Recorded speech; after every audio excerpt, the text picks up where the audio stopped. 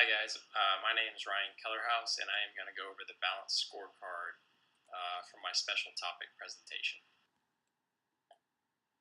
Okay, so to go over the outline of this presentation, I'm going to touch on the definition of the balanced scorecard, the history behind the balanced scorecard, also known as the BSC, the concept behind the BSC, why should companies implement the balanced scorecard in the workplace, how a BSC is used by management within the workplace, and the four main perspectives that build the balanced scorecard, a real world example of a balanced scorecard, and lastly, the advantages and disadvantages of a balanced scorecard.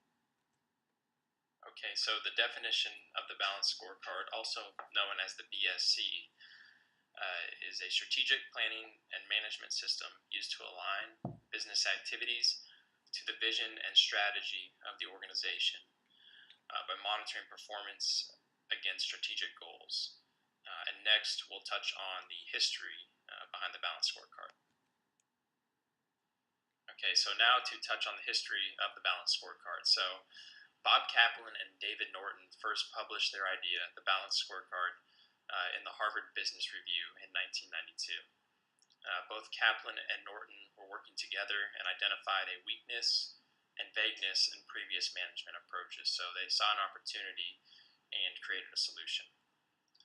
After creating the balanced scorecard in 1992, many Fortune 500 companies decided to implement the tool in the mid to late 1990s. The balanced scorecard is popular within government organizations, and it is also widely used within the education segment. Okay, so to give you an idea of the concept behind the balanced scorecard, at the time it was a rather new concept compared to traditional performance measurement tools. Technology was rapidly advancing at the time, which provided businesses a lot of information. So it allowed companies to focus on areas other than just external accounting. The balanced scorecard helps bridge the gap between short-term financial activities and long-term strategies within an organization.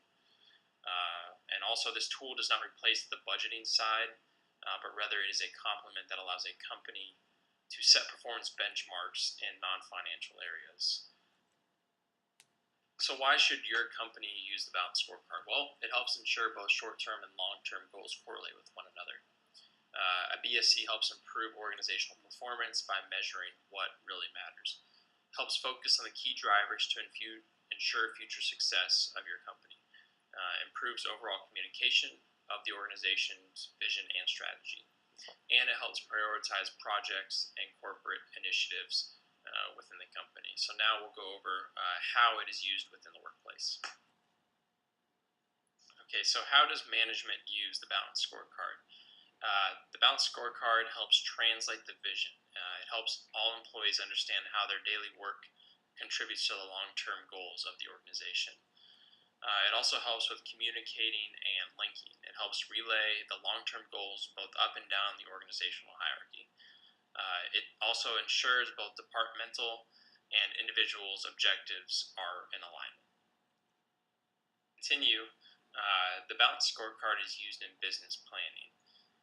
It uses a long-term strategy as the basis for how resources and capital are allocated within the company.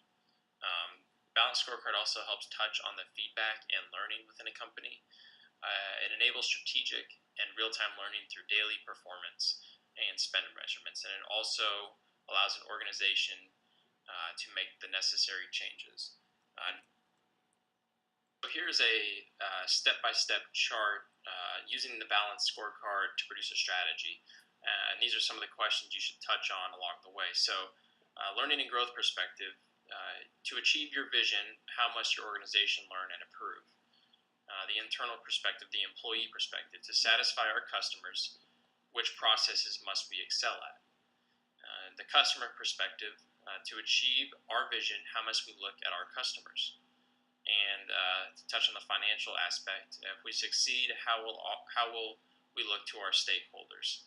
And that step-by-step process will help you produce a strategy using the balance. Okay, so here's a very simple example of a balanced scorecard for a bank.